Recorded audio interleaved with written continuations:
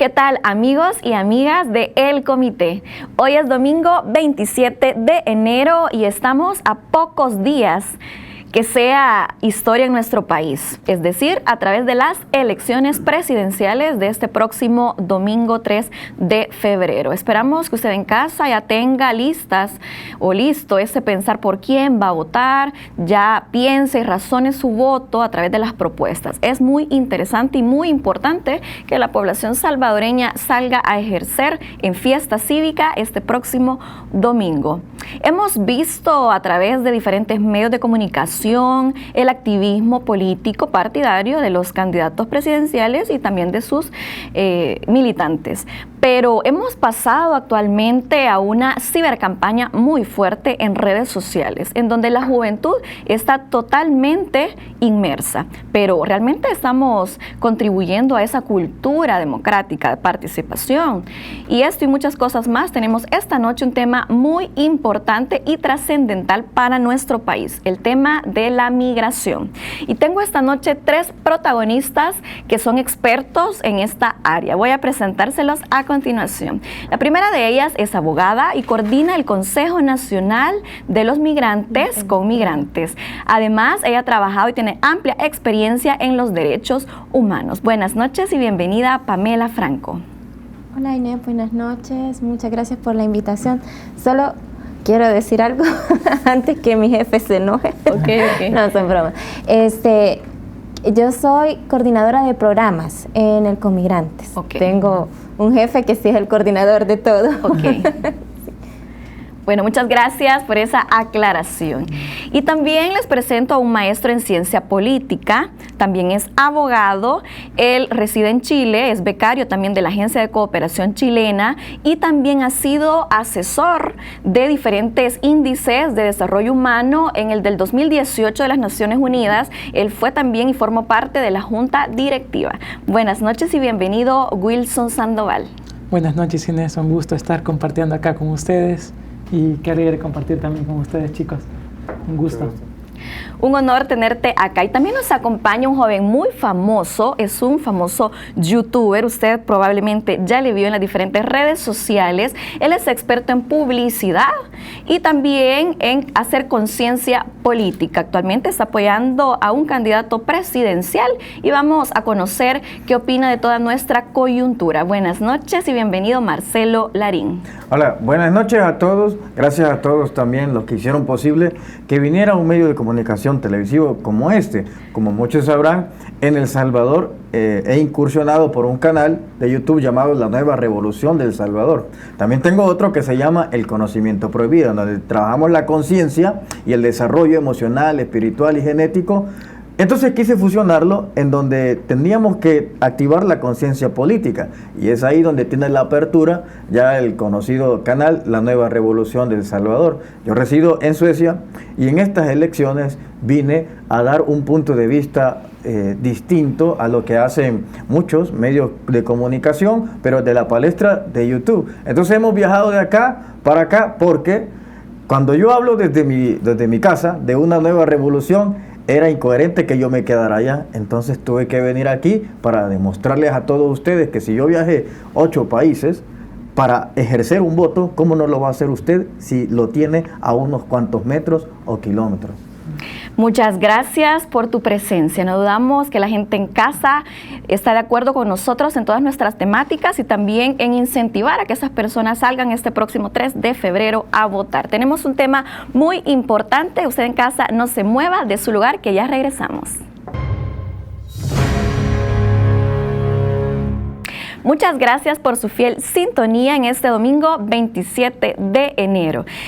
Nuestra temática es muy interesante de esta noche, como todos los demás temas que hemos tratado acá en el comité. Nuestra temática es migración, juventud y propuestas electorales.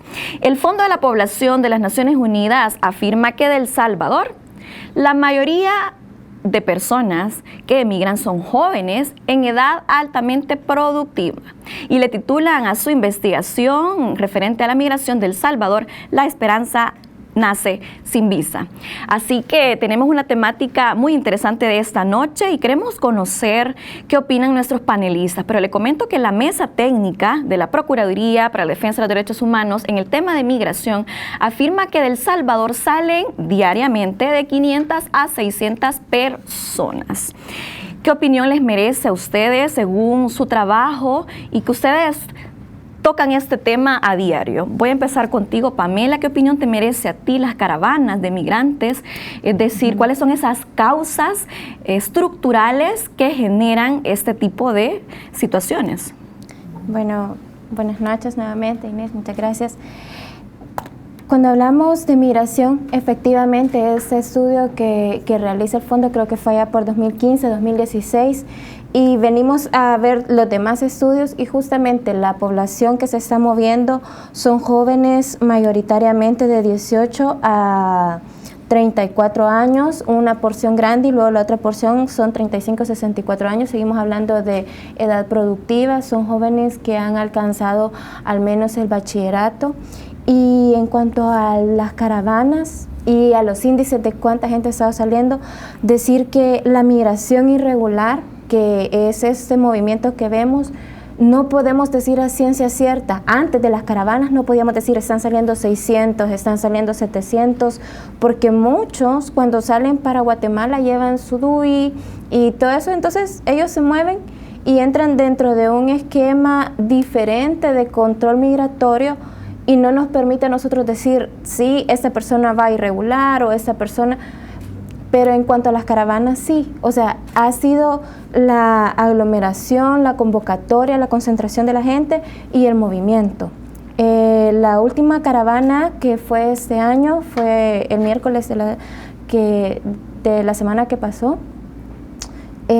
Fue quizás la menor, que fueron un aproximado de 110 personas, según datos de la Dirección General de Migración y Extranjería y la OIM. Pero sí estamos como enfrentándonos a un nuevo medio, a un nuevo fenómeno de movimiento, a lo que estábamos acostumbrados. Ok, bueno, entonces voy contigo, Wilson. ¿Cómo ves tú todo este movimiento? Se dice muchas cosas, se rumora incluso que estas personas están siendo pagadas por un empresario. ¿Qué tan cierto es eso? ¿Cómo lo ves tú? Claro. Mira, yo en primer lugar no pudiera como, desde la perspectiva de abogado, no pudiera como afirmar con certeza de que un empresario le esté pagando o algún partido político o algún grupo de interés. Sin embargo, sí estoy seguro de que hay, como tú bien lo dijiste, hay causas estructurales que motivan a las personas a tener que emigrar, ¿no? Y como decía Pamela también, hoy bajo un nuevo esquema que es una organización, o sea, la gente se organiza para movilizarse por temas de seguridad, por temas de acompañamiento, y es interesante que se organicen para poder, digamos, el tener acceso a una mejor calidad de vida. Lo que sí me llama la atención es que hay algunos datos que el año pasado nosotros en el PNUD, en el informe IDH de 2018, que se llamaba Soy Joven y Ahora Qué, precisamente hacía énfasis en esas causas estructurales. Y te quería comentar algunos datos. Por ejemplo, en la encuesta de resiliencia juvenil de 2016, el 27% de los jóvenes han pensado en migrar. Es un número significativo. De ese 27%, el 32% quiere migrar por un tema de inseguridad, de violencia, y un 44% lo quiere hacer por situación laboral, por el tema de desempleo, por la ausencia de oportunidades. En definitiva, si la caravana está siendo movilizada por algún actor externo, algún grupo de interés, o lo está haciendo por su propia autonomía, es innegable de que detrás de esto hay problemas estructurales asociados a temas antiguos, ¿no? Como la pobreza y sobre todo la incapacidad o la ausencia de ser protagonistas de su propio desarrollo. La gente en El Salvador no puede ser protagonista de su propio desarrollo y eso lo motiva ¿a qué? A tener que emigrar. Referente a eso que tú acabas de mencionar y que eres abogado, en el tema de Estados Unidos y política migratoria, ellos ven el problema de la migración como algo ilegal.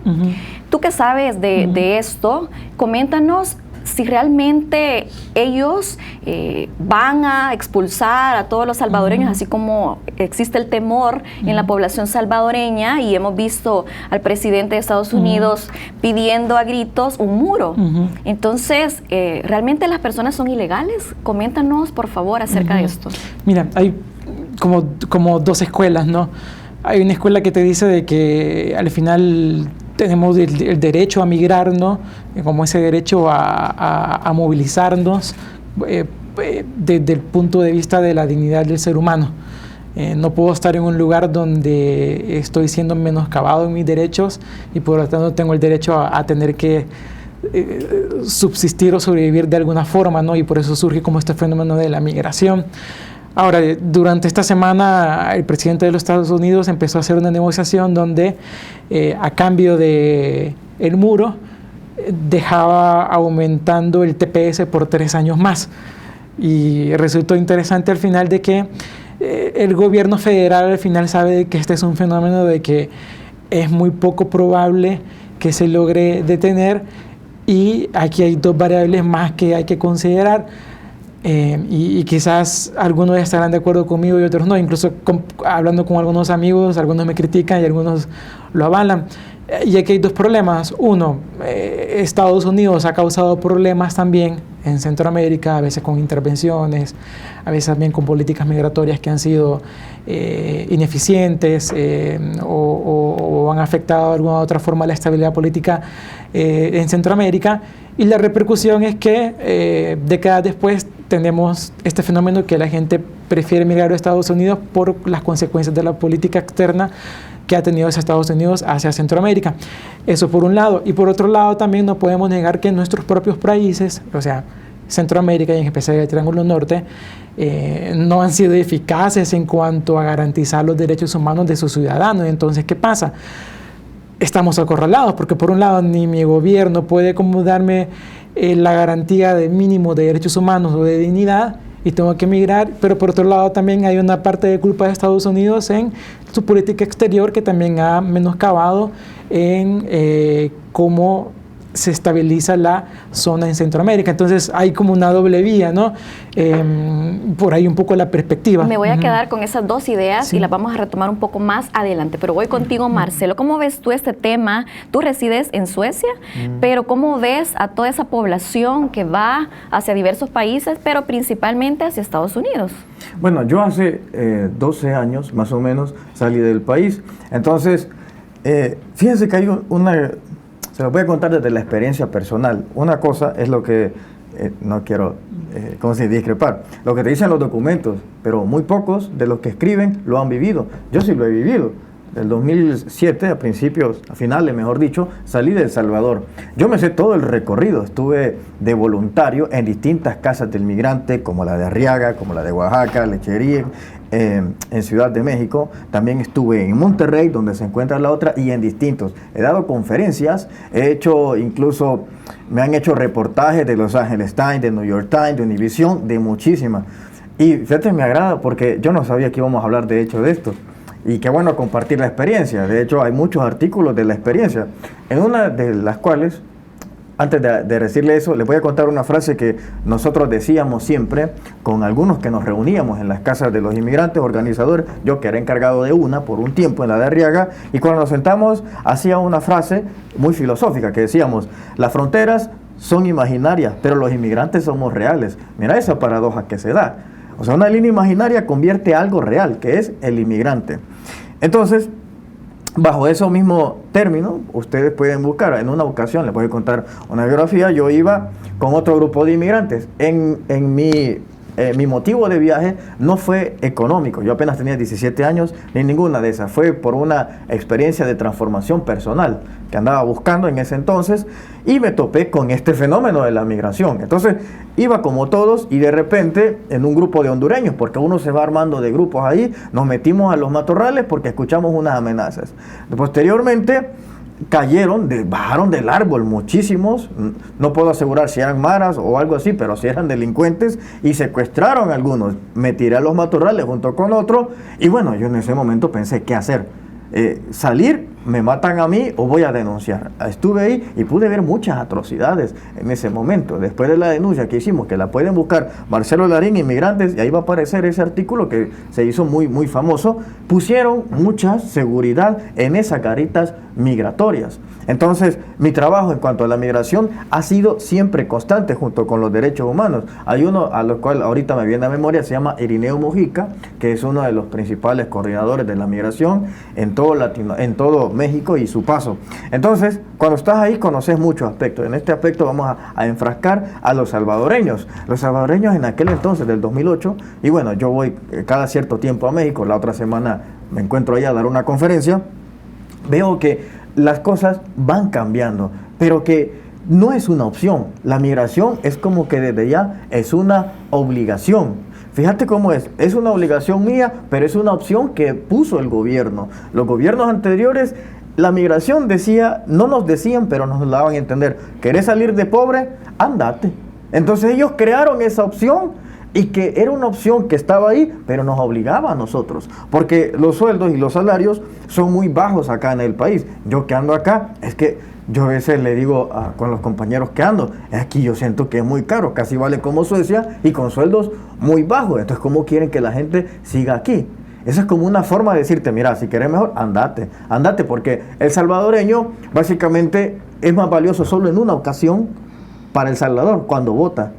De lo contrario, es más valioso cuando se va y manda remesas. Esa es la psicología que le han puesto a todos los salvadoreños acá. Allá en Suecia, de igual manera, hay muchos a través de la palestra de youtuber, hay muchos que me contactan y me doy cuenta que llegan muchos salvadoreños huyendo en parte de la violencia y en mejorar la economía. Y la verdad que estuviéramos mejor si no se hubieran robado el dinero, o por lo menos que lo devuelvan, o una parte que la devuelvan, pudiéramos salir del subdesarrollo con todo lo que se han robado, y la migración ya no sería una obligación, sino sería una opción. Si querés te vas y si no, no te vas.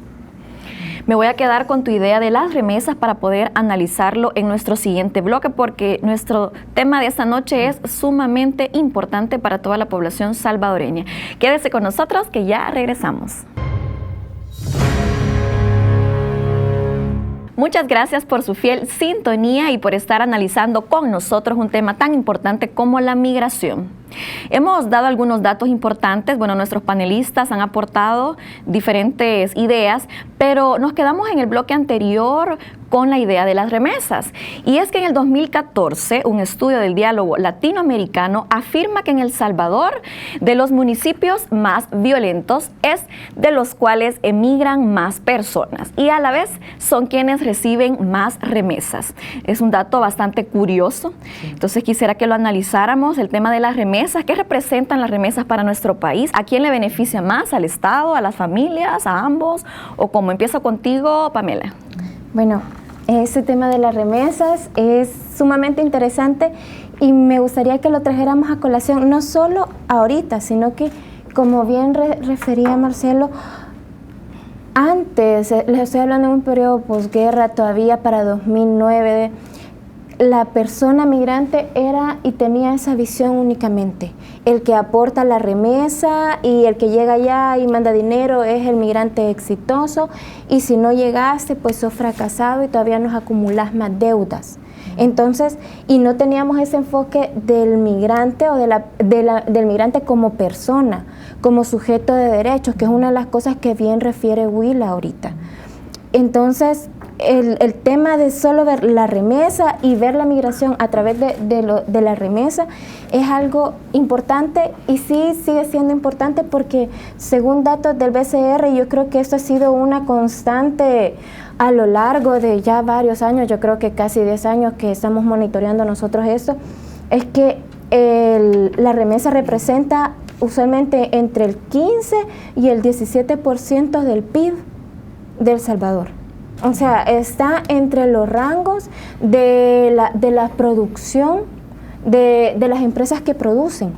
Pero lo que tú decías, ¿a quién le beneficia la remesa? Porque usualmente, y el discurso que encontramos nosotros con los connacionales es que yo mando tantas remesas y ¿por qué el país no sé qué?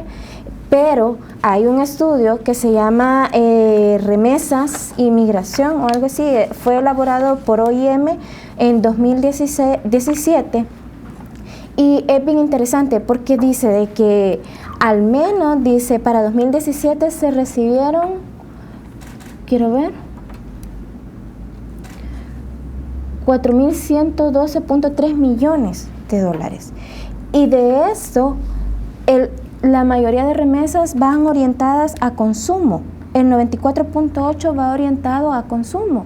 O sea, es eso que la gente recibe su remesa, va y paga los recibos, la casa, la ropa. Después va todo el tema de servicios, que es un 45.5%. Y en lo que ya menos invierten, por decirlo así, es en gastos de educación y vivienda.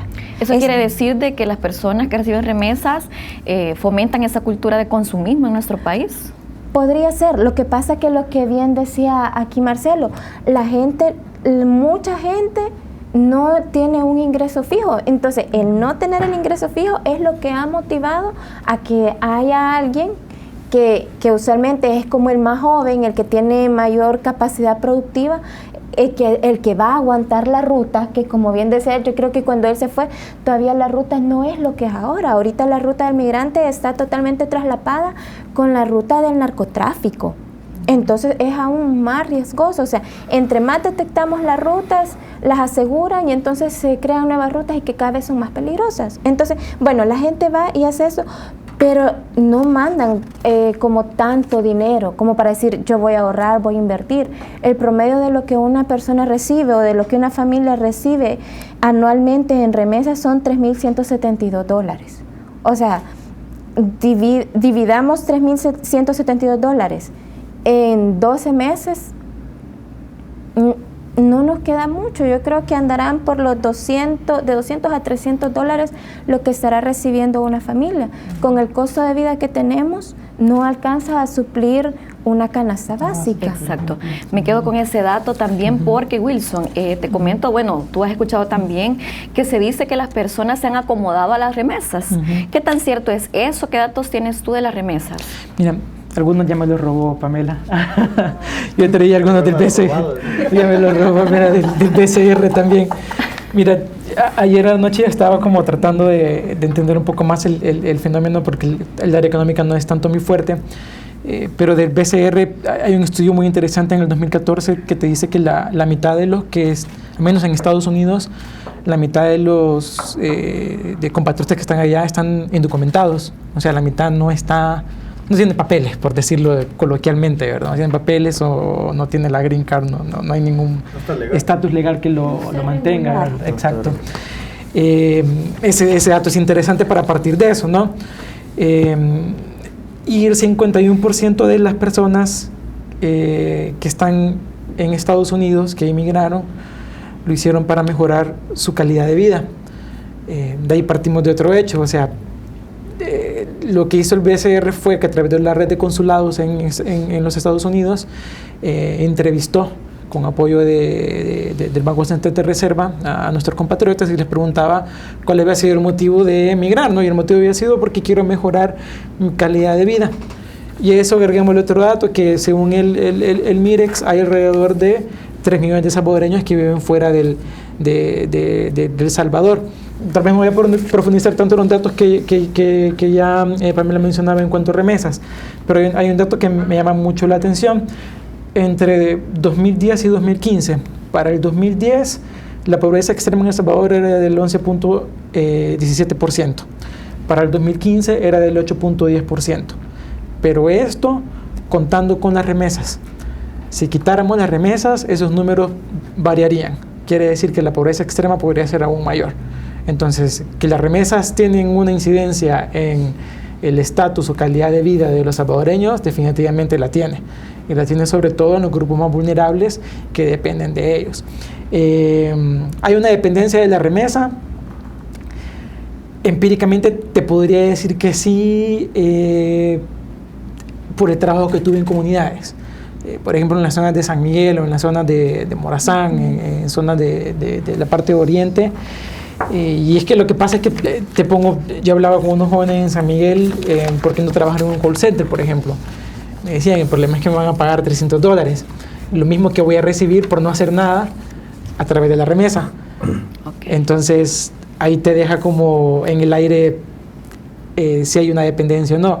Ahora, de que económicamente para el Estado, para El Salvador en sí, sí tenemos una dependencia de las remesas, ¿no? Si quitáramos esas remesas, la situación sería muy diferente y muy complicada. Te quiero hacer una pregunta, y es sí. que recientemente vimos a varias personas que son militantes, reconocidos políticos de nuestro país, tanto de Arena, el FMLN, que fueron a hablar con congresistas y a tratar de negociar el TPS, pero realmente ellos pueden hacer algo con esas reuniones, porque lo vimos en diferentes medios de comunicación donde ellos daban a demostrar su interés por el estatus migratorio de nuestros compatriotas. ¿Realmente eso es así? ¿Ellos lograron algo? ¿O realmente es simplemente una payasada?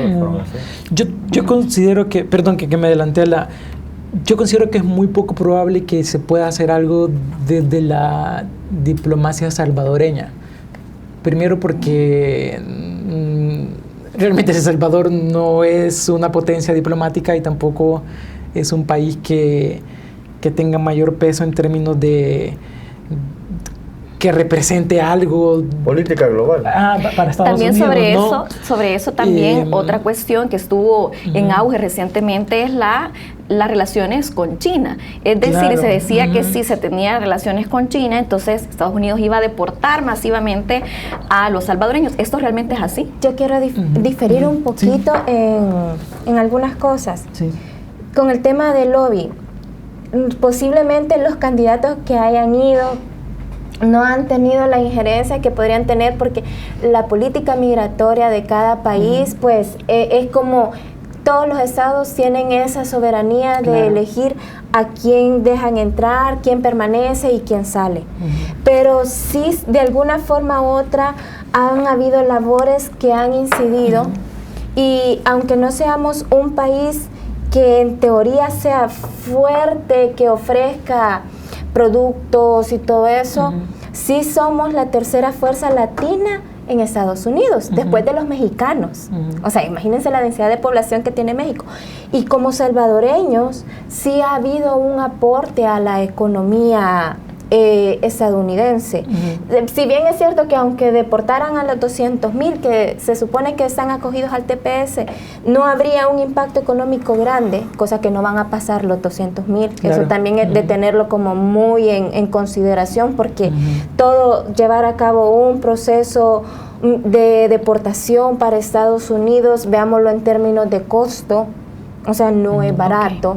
Aparte de que se tiene que pagar el vuelo que trae para acá. Entonces hay que tener muchas consideraciones, y que si no lo hicieran bajo un esquema de derecho, van a tener un montón de demandas y van a tener que tener un montón de gente regresando a los Estados Unidos a iniciar procesos de migración. Entonces yo creo que sí han habido como buenos avances en las gestiones político-diplomáticas que se han hecho desde el Estado, porque esto nos ha dado un poquito más de tiempo en el TPS y ha llevado a que se regularice algunos estados. Sí. De hecho, incluso se han detenido las deportaciones por el paro del gobierno federal ahorita. Vamos a analizar eso en el siguiente bloque. Voy contigo, Marcelo. Tú comentabas un poco que tú viviste esa experiencia de estar con los migrantes, pero entra la curiosidad, ¿la migración es igual para hombres y mujeres? ¿Lo viven igual, hombres y mujeres? ¿O qué le sucede a las mujeres? Es decir, para que los televidentes sepan de que alguien que estuvo ahí les cuente que eso es así. Bueno, podemos decir que hay sufrimientos distintos. Creo que esa es la palabra más adecuada. Los hombres también sufren de una manera distinta a la de la mujer. La mujer, cuando yo estuve ahí, muchas de ellas, cuando hablaba, ellas decían que ya se habían inyectado para no quedar embarazadas, porque ya sabían a lo que venían. Es decir, ahí prácticamente pues también la actividad sexual se incrementa contra ellas. No con ellas, contra ellas. ¿Quiénes lo ejecutan? ¿Los mismos migrantes? ¿Los coyotes? Hay entre inmigrantes, fíjate, voy a ser sincero, y en cuanto a los coyotes, nunca escuché que fuera en contra. Es porque ellas querían, que es una cosa distinta. Pero en contra de inmigrantes, en contra de policías de ahí, de México, a la cual le mando un saludo también allá al INM, que tengo buenos amigos en el Instituto Nacional de Migración Mexicana también, pero también contra ellos, porque hay malos y hay buenos, como en todo. El hombre sufre más que todo un impacto emocional, porque veo en ese momento que tu orgullo como hombre está dañado. Lo digo porque el hombre, al menos en la sociedad que hemos tejido aquí en El Salvador, es el hombre da la cara. Tiene que sacar el pecho, como decimos, por una familia. Y al no poder hacerlo en tu país, tenés que irte. Desde ahí se ha fracturado ese orgullo. Y muchos, hablando ya íntimamente como amigos, eso es lo que decía. Lo que más me duele, me dijo, es el orgullo que yo no supe mantener a mi familia ahí en el país. Y tengo que salir y tengo que abandonarlos. Porque abandonar no quiere decir el hecho de que vas a mandar dinero, es decir, vos, tu presencia física no está. Y aquí es un mensaje también, que muchos dicen, es que voy para darle lo mejor a mis hijos, pero al darle lo mejor a tus hijos, le faltas tú. Y eso es lo más grave, eso es lo más importante, la presencia de él. Ahora, hay un punto que tocabas en cuanto a las remesas, que no sé si ellos contribuyeron en la respuesta, pero ¿a quién benefician las remesas? Es que los benefician a los empresarios, no le benefician realmente al ciudadano común. A ver, si nosotros nos ponemos en situación, el que recibe eso, te bombardean día y noche algunos panfletos, como el Diario de Hoy, la prensa gráfica, los demás canales, en promociones televisivas, cada vez que saben que va a venir la remesa. Vean bien, cada 15 días, cada final de mes, es que se bombardean y disparan las promociones. Le lavan el cerebro a la gente, ¿y qué hace? Ese dinero simplemente es canalizado a la empresa. Ahora, aquí es donde debe incursionar también un plan de gobierno educacional, en donde a la persona se le haga conciencia que con $1, si es listo, lo puede multiplicar en 2, lo puede multiplicar en 3, 4, 5, 6 y convertirse en un emprendedor, y eso, un empresario. Pero no lo han hecho. ¿Saben por qué? Porque entonces representaría un peligro para los grandes empresarios, porque a ellos les conviene que tengan más empleados que emprendedores. Por eso ustedes tienen al candidato Carlos Calleja, que anda ofreciendo trabajo para todos. Eso, trabajo para todos, de que de empacadores nos va a dar a todos. Es decir, son cosas que tenemos que reflexionar. Entonces, simplemente las remesas le sirven a los empresarios. Por eso ellos nunca han incursionado en decirle, en motivar a la gente, hey, pensá, con tu dinero podés multiplicarlo. Y por otro lado, en los antiguos gobiernos, esa burocracia de poder armar una empresa, todos esos pasos que hay que seguir son tan difíciles prácticamente para que te aburras y digas, no hombre, mejor sigo de empleado, o mejor me voy a vender chicles, mejor vendo plátanos, vendo tamales, vendo tomates de manera informal, porque es muy difícil hacer todo eso. Es más, yo estoy en eso, registrando un negocio, y es que me encuentro con muchísimas trabas, y uno pues quiere pagar impuestos. Entonces me va a tocar irme a vender ahí el canasto con tomates y todo eso, pues porque es más fácil que estar ahí haciendo tramitología y todo eso. Pero hay la cultura de que a la persona se le incentive a invertir y no a gastar. Voy a poner ese paralelo con Suecia. En Suecia, en menos de 15 minutos puedes registrar tu empresa. Te metes a internet y ahí te va diciendo, bueno, tiene que dar el nombre de su empresa. Y luego le manda un número, su dirección donde va a estar y su identificación. En menos de una hora voy a tener registrada tu empresa. Y aquí te tardas meses y meses y meses, y es que nunca te lo avalan. Entonces son cosas que tenemos que ir mejorando y cambiarle la forma de pensar al salvadoreño, que deje de ser empleado y piense como emprendedor. Marcelo, al regresar vamos a analizar eso, porque estamos viendo algunas propuestas que prometen aumentar el emprendimiento. Vamos a analizar al regresar esta temática de la migración, juventud, propuestas electorales en el tema migratorio. Así que usted en casa, quédese con nosotros, que ya regresamos.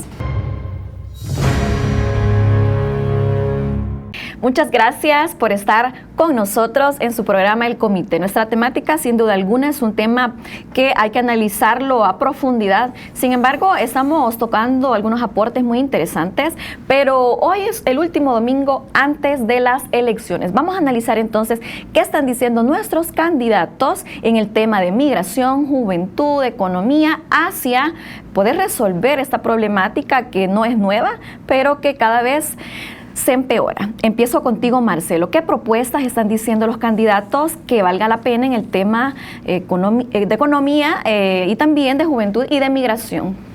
Bueno, aquí hay que hacer, hoy por lo menos, hablando de eso, esta semana, mejor dicho, estábamos en el plan de gobierno de Carlos Calleja. Yo fui ahí, estuve ahí, y ¿saben lo que pasó? Me sacaron a golpes. Eso fue, bueno, ustedes ya lo han visto en algunos medios de comunicación, y estaba hablando justo de la inversión. y de los jóvenes, y vienen y te sacan a golpes cuando ni siquiera solo estaba transmitiendo y toda seguridad se agolpó, me empezó a golpear, me contaminaron contra la pared, no me dejaban salir. Mi teléfono me lo agarran y se lo estaban robando hasta que luego estirar, lo agarro y otro lo patea y bueno, le quebraron la pantalla. Luego cuando logro sacarlo, me empujan y cuando caigo al suelo es que toda la prensa está ahí, está viendo cómo me están golpeando. Y salgo. Quería decirlo porque voy a hablar del plan del trabajo. Y ese día se estaba presentando el plan de trabajo de Calleja. Lo que escuché es la copia del que presenta Bukele. Es la copia. Entonces la misma propuesta que le ha robado Calleja a Bukele, pues vienen de Nayib, el ingenio de todo su equipo de trabajo, de ahí viene. Entonces Calleja lo que ha hecho simplemente es robarle, como está acostumbrado a hacer el partido Arena. Entonces, propuestas que valgan la pena de Arena, pues ninguna, porque todas son las que se ha robado.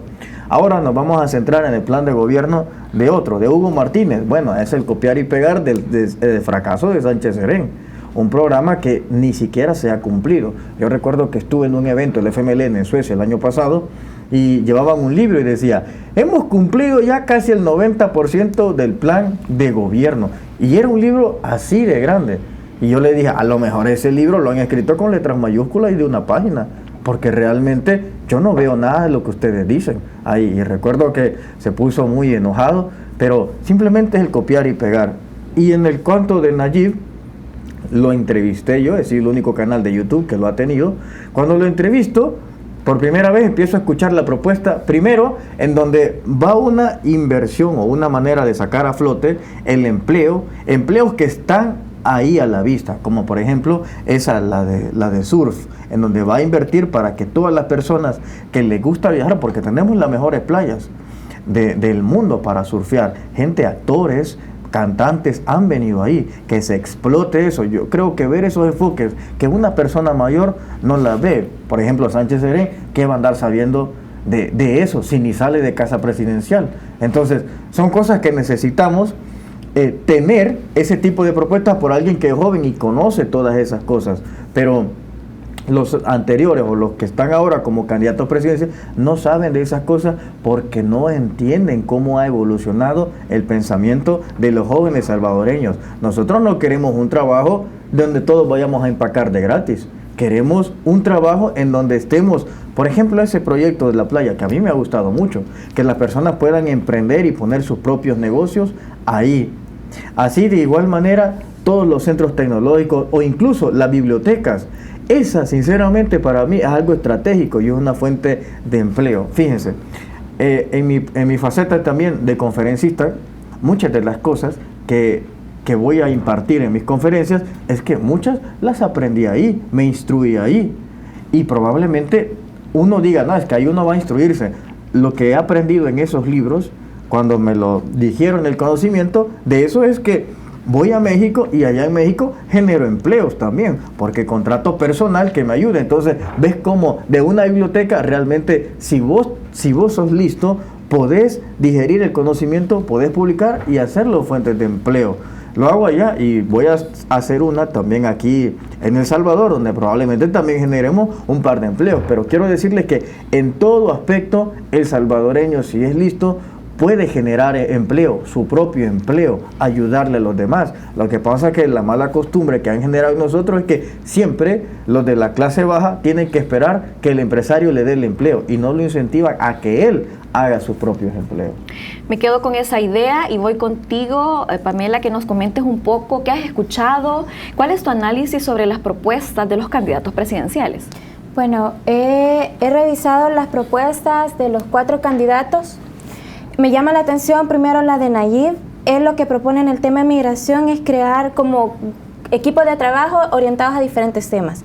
En el tema de migraciones y trabajo, lo único que encuentro es un párrafo de 2, 4, 6, 8, 9 líneas. Y primero, o sea, miren, para mí es importante desde el lenguaje que ocupamos. El decir la persona, el tema de migración legal, indocumentada, utilizar ese tipo de palabras, empezamos a poner ya una ficha. Una etiqueta. Exacto.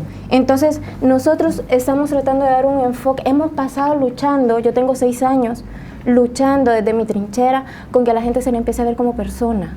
Decir migración regular, migración irregular, pero al final personas que se van moviendo y son personas con derechos. Entonces, acá en este párrafo, yo no veo una propuesta. Lo que veo es un objetivo que será tratar de manera ad hoc el tema de migración. Y habla más que nada de salvadoreños en el exterior, pero tenemos que ver que tenemos que trabajar el tema de prevención, y eso significa también abordar otro tipo de cosas. Entonces, ver todo el demás esquema del plan, educación, salud, seguridad, economía, trabajo, ponerle un poquito del componente de migración, que es lo que nosotros, donde yo trabajo en el Comigrantes, eso es lo que hacemos. Tenemos 12 instituciones de gobierno y sociedad civil también, que es interesante, y academia trabajando y nosotros impulsando el tema de migración para la adopción de planes con esa visión. Luego Callejas no propone absolutamente nada, no toca el tema de migración. Es bien interesante porque no, en lo que yo he logrado ver acá, él no toca el tema de migración, entonces no puedo opinar mayor cosa sobre eso.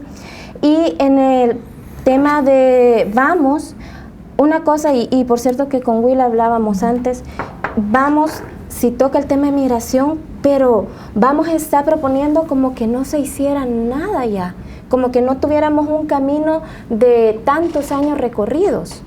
Entonces, y mucho de lo que dice son cosas que ya se están haciendo. Por ejemplo, dice el Welcome Back. Yo le invitaría a que fueran a ver el plan Bienvenido a Casa, que eso se está implementando desde los 90 y se ha venido transformando, y ahora es un proceso interinstitucional e intersectorial donde se asiste a la persona que viene deportada y está vulnerable. Sobre eso también quiero agregar y que tú opines, es que el FMLN ha propuesto de que les va a dar $1,000, me parece, o un préstamo, algo así, se escucha a las personas retornadas. ¿Qué te parece esto? ¿Esto es cierto o cómo lo podemos ver? Para el tema del retorno se ha implementado el plan El Salvador es tu casa. El plan El Salvador es tu casa viene a ser la sistematización de acciones que se han estado desarrollando desde 2012, cuando nace el Consejo Nacional para la Protección y Desarrollo de la Persona Migrante y su Familia, que es la institución para la cual yo trabajo, en el que a través de tanto esfuerzo y porque tenemos un marco legal que precisamente mandata a las instituciones a desarrollar estos programas, se crea este plan El Salvador es tu casa, y uno de los componentes que se tiene es la creación, y que ya se dan, de créditos blandos a población retornada que tenga un espíritu emprendedor. Entonces eso se da a través de Fosofamilia. Asimismo se dan Capital Semilla, ya han habido 3 o 4 entregas de Capital Semilla a población retornada por medio del Fosalex, que es otro de los fondos creados a través de la Asamblea Legislativa para beneficiar a esta población retornada, pero también para generar servicios de atención a salvadoreños que están en el exterior y que están pasando precisamente por todo este tema del TPS. Entonces, son cosas que yo creo, y de que no solo porque yo no soy compatible con la ideología de otro, no voy a ver lo que ya se está haciendo de bien y seguir una línea y fortalecerla y ponerle mi toque si quiero, pero no podemos votar una experiencia que ya ha sido construida. En el tema del frente, en el compromiso 24 está Defensoría de la Familia Salvadoreña en el Mundo. Ellos de alguna forma u otra mantienen la línea, un poco como bien decía aquí el compañero, mantienen la línea de lo que se ha venido plasmando en otros documentos de planificación estratégica.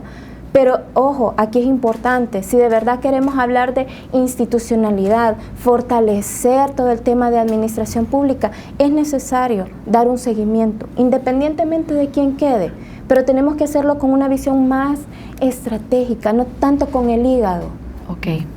Qué interesante todo lo que tú acabas de mencionar, pero quiero consultarte a ti, Wilson, tú que eres muy activo en redes sociales y actualmente tenemos una cibercampaña muy fuerte en Twitter, por ejemplo. ¿Qué has visto tú de los candidatos, de las propuestas en nuestro tema de esta noche? Mira, yo lo voy a advertir mi opinión muy desde muy quizás desde la academia, muy quizás desde la teoría, ¿verdad? Para tratar de mantener un poco la objetividad y no hacerlo desde el hígado o desde la afiliación o algún partido, ¿no? Para mí los 4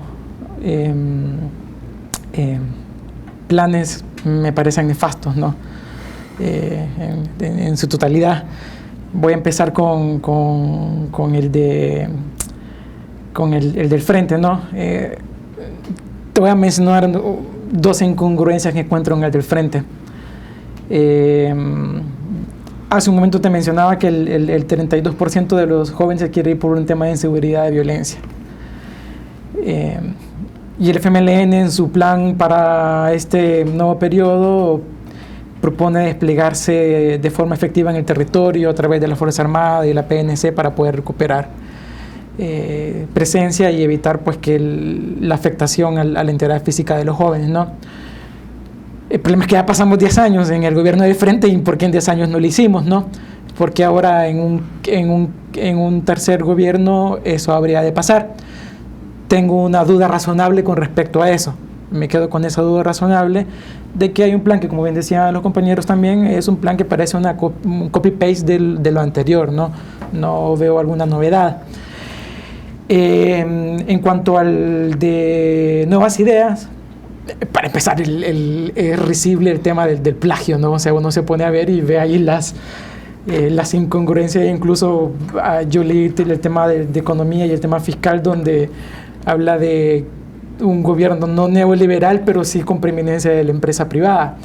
Eso pasa cuando realmente uno presta atención en clases y menosprecia la teoría o la academia, ¿verdad? Realmente la teoría de la academia tiene, sobre todo la ciencia política, un peso muy importante en el momento de poder diseñar plataformas de gobierno y planes de gobierno, ¿verdad? De igual forma, no vi en el plan de Nayib, en el plan de Nuevas Ideas, nociones de cómo transformar los problemas estructurales que hacen que las personas migren. Vuelvo al mismo tema de la violencia y me puse como a tratar de darle en el buscador, por ejemplo, la palabra depurar, porque me concentré, por ejemplo, en el tema de seguridad. Vaya, si sabemos que el tema de seguridad es uno de los problemas que más hace que la gente migre, que huyen, tanto migración interna como migración hacia otros países, ninguno de los 4 planes, ni tampoco el de Nayib, habla, por ejemplo, de sacar a la Fuerza Armada de la calle, habla de depurar la PNC, y parte del problema que hoy tenemos de inseguridad se debe a que estos cuerpos de seguridad son los mismos que propician que la gente quiera migrar del país, ¿no? De hecho, hay un dato muy importante de Infosegura, de USAID, donde la población expresa que incluso la PNC es más brutal que las pandillas al momento de actuar. Que la población venga y me diga que la PNC es más brutal que las pandillas, es que tenemos un verdadero problema en ese sentido, ¿verdad? Entonces, yo no veo en el tema de Nayib como un plan serio, ¿verdad? Un plan que tenga la capacidad técnica de decirme, esto lo hizo realmente un equipo que son politólogos o tienen como alguna noción del tema, ¿no? En cuanto al tema de Arena, yo ni siquiera he visto como plan de Arena. Yo lo que vi en Twitter fue que Cuadra puso que nos metiéramos a arena.org.sb y que buscáramos el plan ahí. Yo me metí y pues no lo encontré. Y entonces me parece que ni siquiera tienen un plan actualmente, ¿no? Y en cuanto a Vamos, ahí sí voy a repetir lo que decía Pame en este caso. De hecho, uno de los eslogans de Vamos es más o menos el hashtag es como empecemos de cero o empezar de cero. Votar todo lo anterior porque no es mi ideología tampoco es lo correcto, ¿no? Hay cosas que se pueden rescatar y ya para cerrar el tema ahí y ver que esa ya me pasé.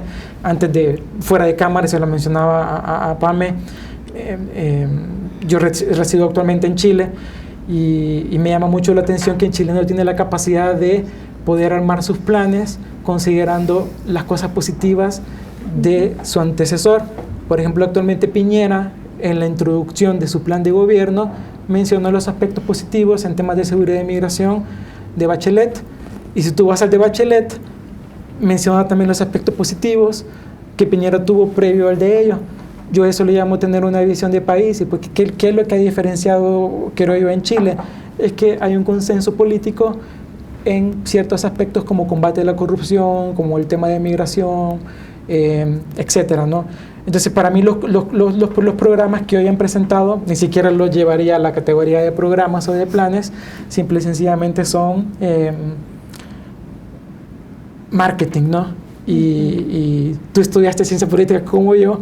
Al final lo que tratan de hacer los partidos es de maximizar perdón, la redundancia, al punto que se pueda la captación de votos, y lo vamos a hacer a través del marketing político, ¿no? Entonces la ciudadanía tiene que estar consciente de que todo lo que estamos viendo actualmente es marketing político. Qué increíble todo nuestro análisis. Es un tema muy amplio que no lo podemos terminar en un programa, lo estaremos abordando más adelante, pero como hoy es el último domingo antes de las elecciones, quiero que ustedes envíen un mensaje a esa población. Algunos probablemente están indecisos. Un minuto para que ustedes puedan dirigirse a esta cámara, por favor, y ustedes puedan decirles un mensaje a esa población. Empiezo contigo, Marcelo. Bueno, como les digo siempre en el canal de YouTube, que pueden suscribirse a La Nueva Revolución, número 1, yo no quiero que piensen como yo, pero al menos que piensen que las cosas son distintas. Número 2, que de nada sirven los ojos si la mente no quiere ver. Y número 3, el inteligente sabe dónde ir y el sabio dónde nunca volver. Y nosotros nunca podemos volver hacia los gobiernos de Arena y el FMLN. Ya es tiempo que hagamos historia y que deberíamos de votar por un candidato joven que llena y suple las necesidades de, valga la redundancia, que suple las necesidades como un joven quiere vivir. Porque un joven no quiere vivir como estamos viviendo ahora, que no se puede uno vestir como uno quiera porque es que ya te confunden. Por otro lado, no te podés expresar de una manera porque como sos joven, entonces piensan que vos no sabes nada de la vida. Pero tener un candidato joven, eso realmente va a ayudar mucho a la transformación de una sociedad en donde los jóvenes tenemos mucho que decir, mucho que expresar. Y si nacimos llorando, ¿cómo quieren que nos callemos? Eso, gracias. Pamela. Bueno, yo solo hacer el llamado de que ejerzamos un voto responsable, que a pesar de que, como bien planteaba aquí Wilson, se nos han presentado planes que todavía necesitamos masticar y analizar más, que nos demos el tiempo de verdad de pensar por qué voy a votar por este candidato, cómo ha logrado él ganar mi voto. Porque algunas veces se han generado opiniones y, como bien decía Wilson, esto ha sido un show. De verdad ha sido un show. ¿Quién nos ha propuesto algo realmente técnico que nos diga a nosotros que vamos a avanzar? Entonces ejerzamos un voto responsable y razonado. Wilson. Bueno, de mi parte, invitar a la ciudadanía, primero, votémosle el romanticismo a la democracia, ¿verdad? En términos de, una vez electo el presidente y el vicepresidente, ellos no están obligados a cumplir ninguna de las cosas que están en el programa de gobierno. No están obligados a hacerlo y eso tenemos que saberlo. Pero yo creo que sí es muy importante que podamos reconocer que hay información, quedémonos con aquella información que sea fiable, información que nos permita tomar decisiones estratégicas, e información que nos permita poder medir técnicamente, no solo pensarlo desde el hígado. Lo que pasa es que el salvadoreño a veces está acostumbrado a pensar las cosas muy desde el hígado y muy desde lo emocional o lo sentimental. No, aquí para votar yo creo que es muy importante el mantenerse informado, el escuchar diferentes opiniones y el poder hacerlo desde la perspectiva, de una perspectiva objetiva. No porque mi familia votó toda la vida por el Frente, yo debo votar por el Frente toda la vida también. No, tengo mi capacidad, mi derecho de poder decidir votar por otro partido, si así me conviene y si corresponde también pues a los intereses no solo propios. Hablemos un poco de la solidaridad, entonces votemos con aquel tema de que le conviene también a la nación, ¿no? Que le conviene al país en cuanto a la información que se ha desplegado en redes sociales, ¿no? Les agradezco su asistencia, no cabe duda que la población en casa tendrá sus propias conclusiones, pero les comento que, bueno, hoy es nuestro programa número 14, el próximo domingo 3 de febrero estaremos en horario especial, totalmente en vivo.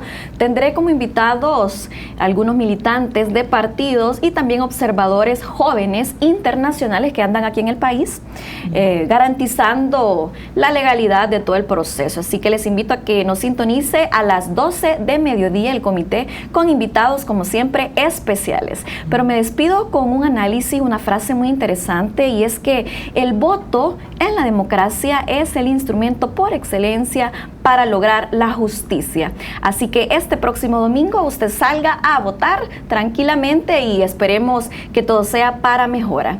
Gracias por habernos sintonizado. Nos vemos el próximo domingo en horario especial. Buenas noches.